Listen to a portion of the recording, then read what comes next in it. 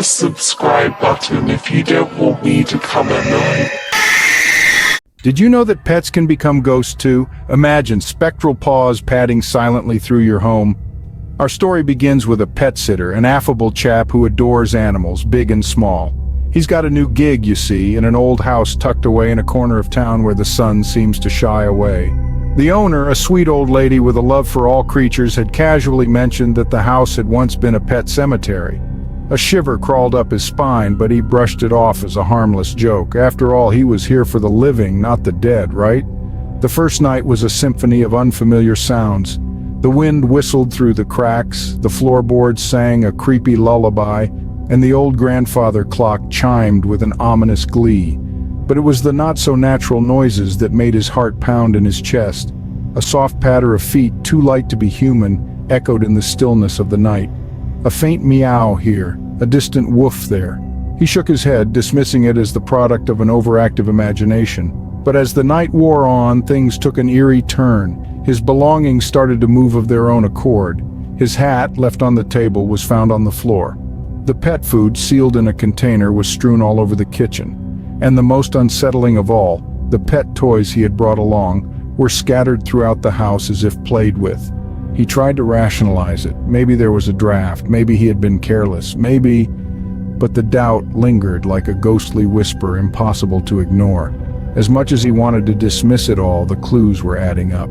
But it was only when the spectral barks echoed through the house did the pet sitter realize that he was not alone. The haunting had begun, and the house's furry former residents were making their presence known. It's one thing to hear a ghost, but it's quite another to see one. Imagine our pet sitter attempting to maintain the routine of his charges in the face of the inexplicable. As he filled food bowls and cleaned litter trays, he couldn't shake the feeling of being watched. Then he saw them, the Whiskered Wraiths. Cats, but not as we know them. They were translucent, their forms shimmering like a desert mirage, their eyes glowing with an ethereal light that was both enchanting and terrifying. They moved with an uncanny grace, their spectral tails flicking with an eerie life of their own. But it wasn't just the cats. The house was alive with the spectral echoes of pets long past. Dogs, their forms just as ethereal as the cats, roamed the halls. Their barks echoed through the house, a phantom sound that sent shivers down his spine. Each bark was a chilling reminder that these were not ordinary pets. They were echoes of a time gone by, trapped in a limbo between this world and the next. And then there was the parrot, a spectral bird that perched silently on its ghostly cage, its beady eyes watching him with an intense curiosity. Every now and then it would caw out a phrase, repeating its last words in a haunting echo of its former life. The phrases were nonsensical, fragments of conversations long forgotten, but hearing them spoken by a spectral bird was enough to make the pet sitter's blood run cold. He tried to ignore them, to continue his duties as if they weren't there.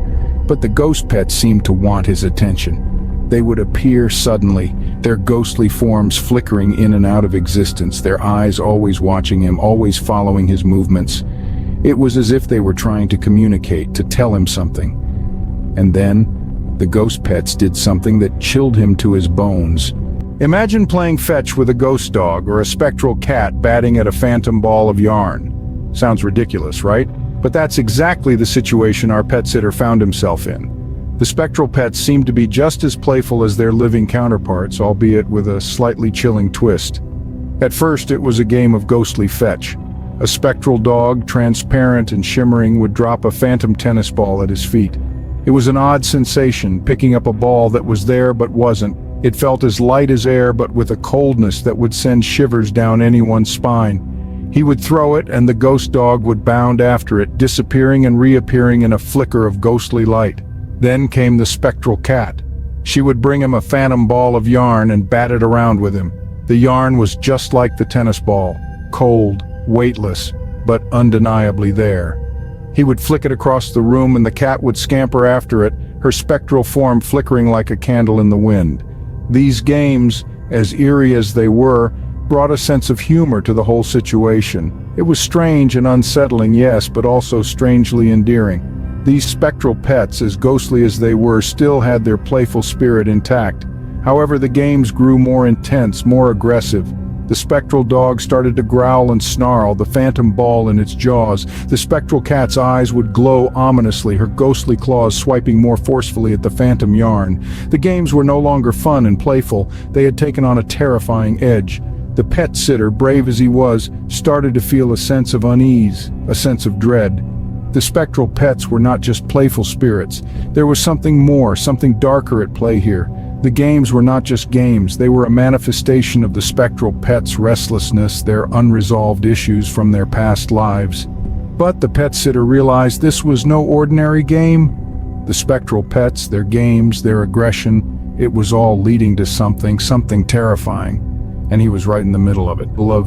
The truth, they say, is stranger than fiction, and in this case, it was also more horrifying.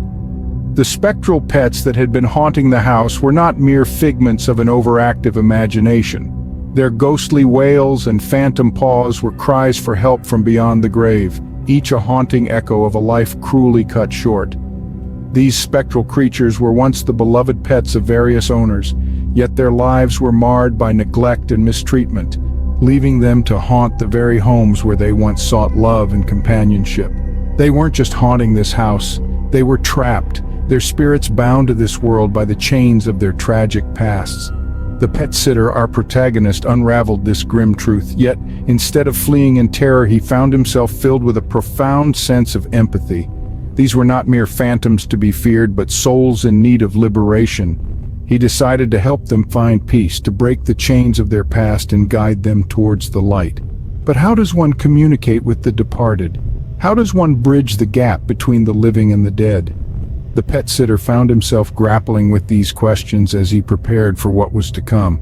It was a daunting task, a journey into the unknown. As he delved deeper into the world of the supernatural, he discovered ways to communicate with these spectral pets. He learned about the rituals and rites that could help guide their restless spirits to peace. Yet, each revelation brought with it a new layer of terror, a new understanding of the spectral forces he was dealing with. The pet sitter steeled himself for the confrontation. He was no longer just a caretaker of the living, but a guide for the departed. As he prepared to embark on this harrowing task, a sense of dread washed over him. His heart pounded in his chest, his breath hitched in his throat. The stakes were high, the task daunting. But as the pet sitter prepared for the confrontation, he noticed something that made his blood run cold. Hit the subscribe button if you don't want me to come at night.